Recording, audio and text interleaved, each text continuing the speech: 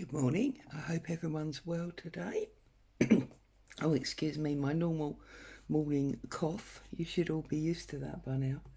So I thought I'd come along today and show you my making for my next part of the Fab Tag 30-day challenge that Tracy Fox and Andrea are doing from obviously Artie Mays and Love Drunk Journals. So today I'm carrying on my love of envelopes, and I thought I would make envelope tags. So basically what I've done is I've taken the basic envelope shape, and I have cheated and used my envelope punch board, but those of you that don't have one of these, you can see it's basically a square, and then it's just got the corners nicked out, which is quite easy to do yourself anyway.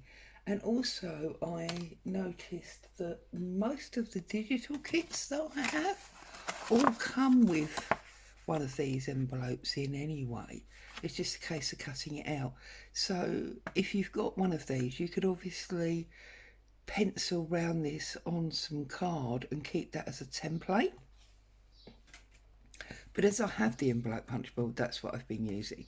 So basically what I did was I cut out the envelope, and instead of folding it as an envelope should be with a flap that goes this way, I've just turned it on its side, and I've only glued the three sides, which has given me an opening to use it still as a sort of envelope. But then I've trimmed off the tops to make it a tag shape, and if we turn it over this way you can see it's a basic tab shape. So I thought I'd share with you how I did that, and maybe you'd craft along with me or just enjoy watching. So I thought I'd do this one out of trusty book page. So as you've seen me do many times before, I'm going to glue two book pages together to give me that little bit more strength, because these book pages have beautiful natural patina all the way around the edge. They're a great colour, but obviously they're quite thin, so in order to have a little bit more substance to work with, I like to glue at least two together.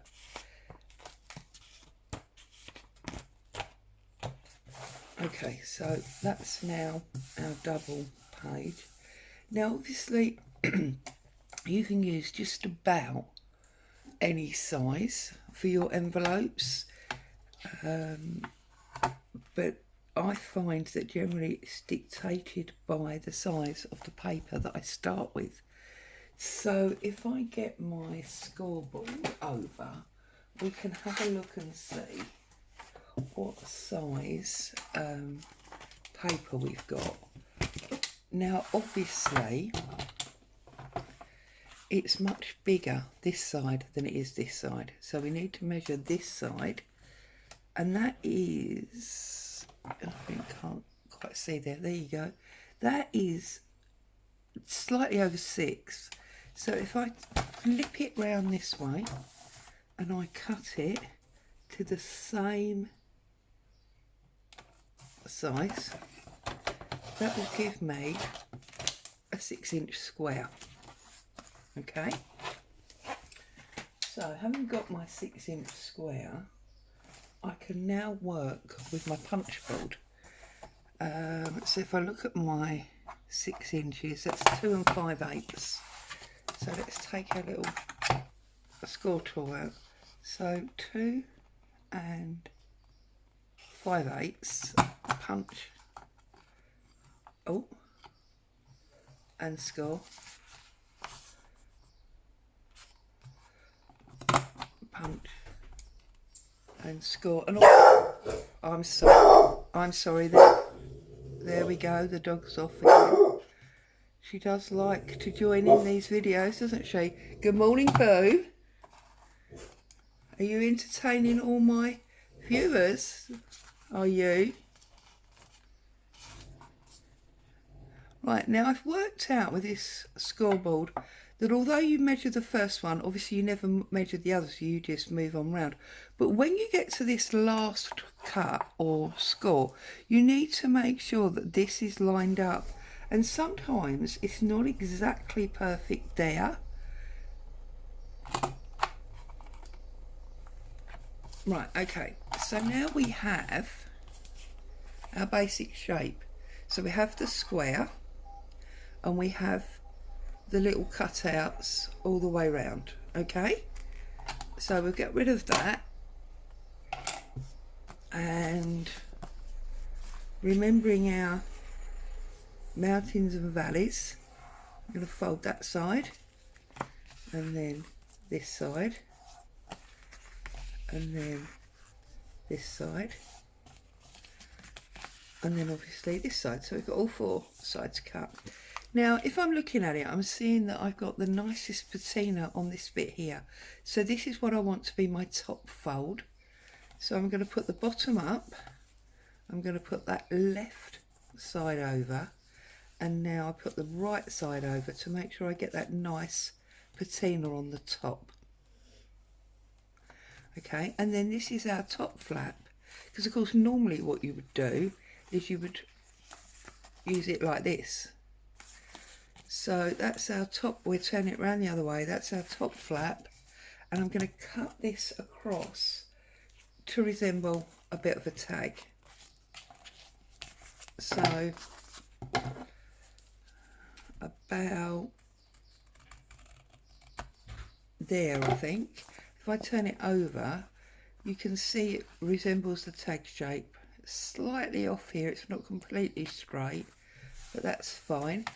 Okay, and by using the book page, obviously we have some instant background to work with. So I'm going to ink up my edges, the trusty inking that we always do. So do the top and the obvious side,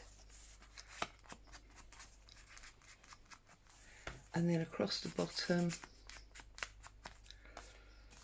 I think it might be time to get some ink on this this pad. Looks like it's drying out a little bit.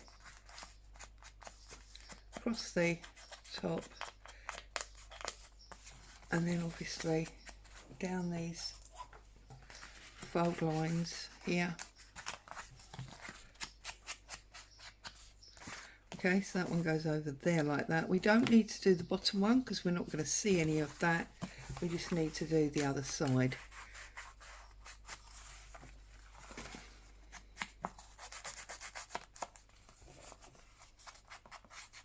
Now, this was my first one. No, it wasn't, sorry, I'm lying to you. This was my first one, and I didn't emphasise the fold line there. But on the second one, I did. And I have to be honest and say, I prefer this one. So I'm not going to emphasise on this one. I'm going to leave it because I just feel it looks better without it. Obviously, I've done both, and what you do is entirely up to you. Okay, now, decoration time, which is always the fun bit. Now, I did wonder if, because I had all the book print, if I wanted to keep it quite mild and just maybe add one of these appliques perhaps across there like that, just so that it was. So let's cut that off.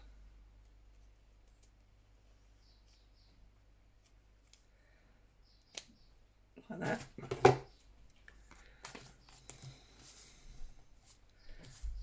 See, I think that that on there just looks very pretty on its own. And if we're going to put a card or something inside, then obviously that's going to fill that up anyway. So I think that's what I'm going to do. I'm just going to glue this together so this is all joined. And obviously you need to glue on the left side of the bottom. Okay, there's just a bit of book glue there. And then you need to glue on the right side of the right flap and just a little bit on that side, and just bring him down like that so he's all closed up. Okay. Now this is obviously very white, and I'm just wondering if maybe I should stain him up, but also I think I want to just trim off some of these strings so it's a little bit closer and we don't see the connection lines that were in the original piece of fabric that this came from. So I'm just going to trim these off with a rather wobbly hand. Sorry. There we go. And I'm just going to do the other side the same.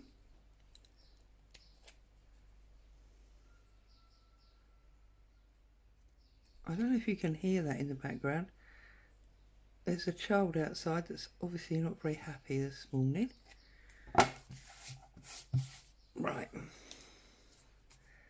There we go. I think that's better. And I think I am going to just ink him up a little bit. So let's just knock back that white a little bit because it's just a little bit stark against the patina of the book and the ink lines that we put on. So just gonna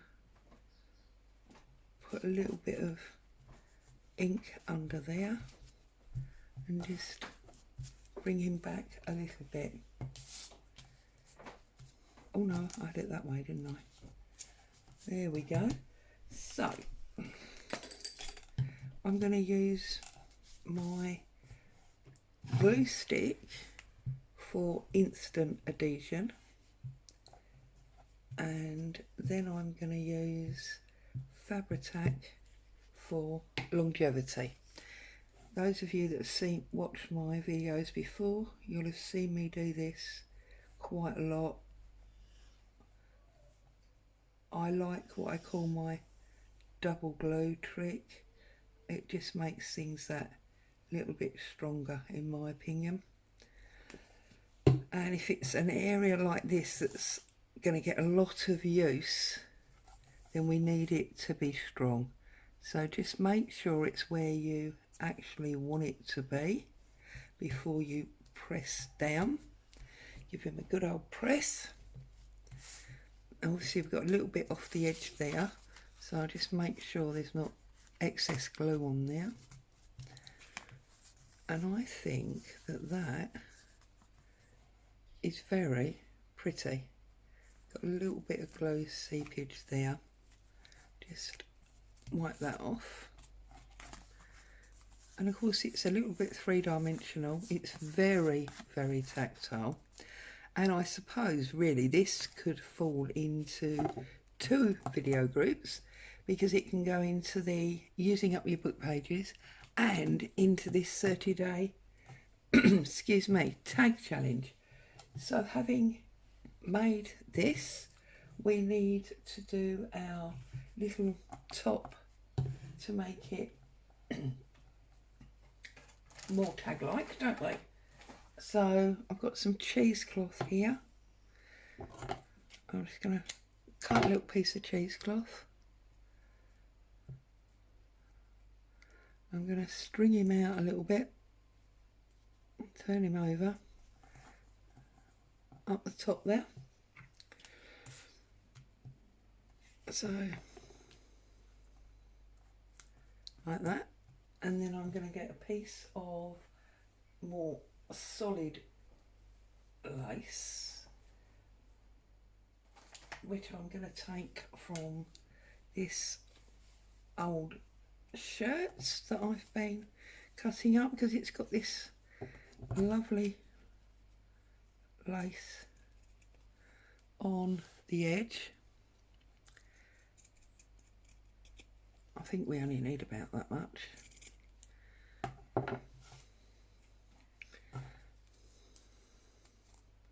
And we can just stretch him out a little bit.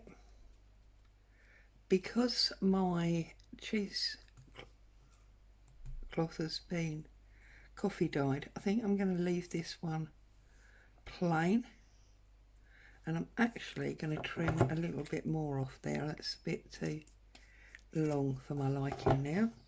So just a bit of glue, double glue again, because obviously we only use the glue stick for the cheesecloth, so now we'll have both glues on top and that'll hold that down. See, and now it's looking much more like a tag, but obviously it's still flappy because it's not overly sturdy enough. And if you're going to stick it down into a journal, then that would definitely be fine. But just in case it ends up being loose, I'm going to back it with a bit of craft card.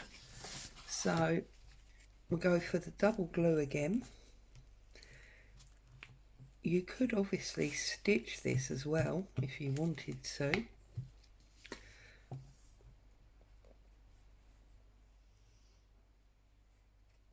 Okay, a little bit of the double glue action there. And then I'm going to just stick him on the edge like so. And then obviously we're going to work on something to tuck in. So waste not, want not. This is the piece that we cut off of the end of the book page. And I'm just wondering, look at that. That is going to slide in there beautifully. So that is what we'll use as our insert. So just trimming round our envelope tag.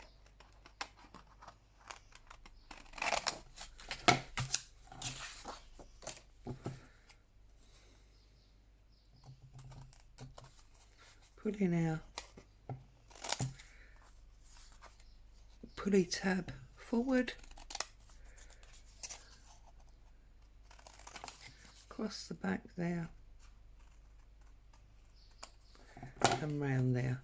So a little bit high there. Just trim that. Might have been easier if I'd put this back on before I put the edge on, but never mind. What's it called? Live and learn. Take the idea from Claire and do it your own way. It will probably be quicker. Now, as always, I am not professing that I'm the first one to make a tag from an envelope. I am, as I've told you before, fairly new to this, and I'm sure that someone along the way has had the idea long before I did. But I just thought, oh, that'll be really different for this tag challenge that's going on. I'm going to do that. So I thought I would come along and share it with you. If you've not thought of it or seen it before, then I'm glad to have given you some inspiration.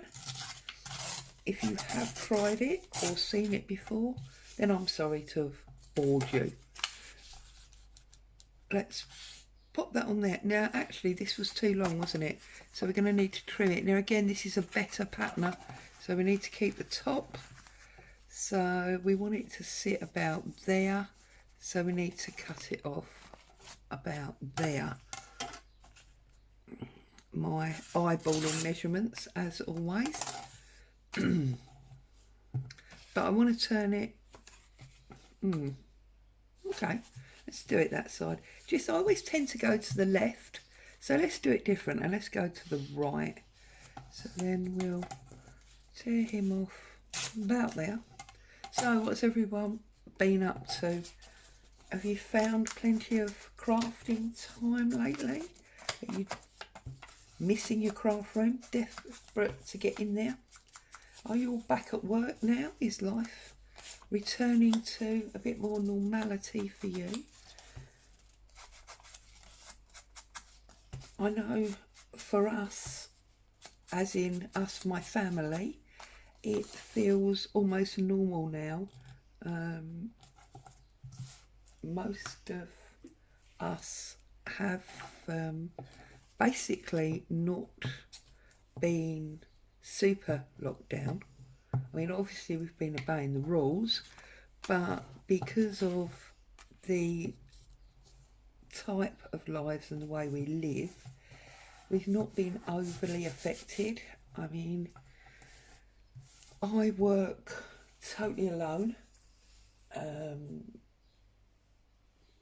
so I've been able to go to work as normal throughout the whole of this thing, so I've not really been affected at all.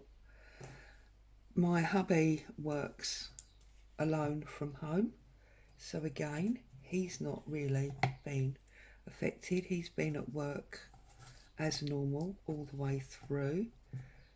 So it's not really affected us. My two daughters are young mums, so they are used to being at home with the children. So again, they've not been overly affected. It has obviously restricted their outings with the children, and that has been a little bit frustrating for both them and the children, in as much as they've been mainly just stuck at home. However, they are both fortunate enough.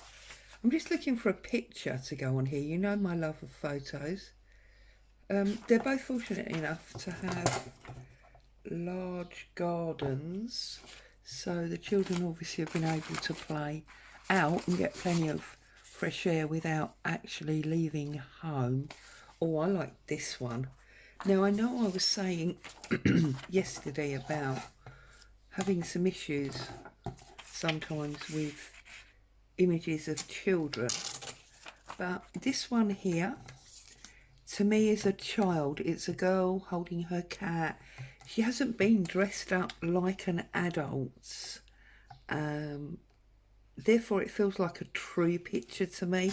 So that's why I don't have an issue with this one. And as you know, I do love photos. So, although sadly these are all obviously just digital prints, I do love a photo. So I think we'll put her there, and also I think it works nicely because it's the black with the music page. So we just, especially as it's black, give it an ink up and lose those white edges. And because she's got a white dress, you get a nice little bit of patina coming through on the edge there.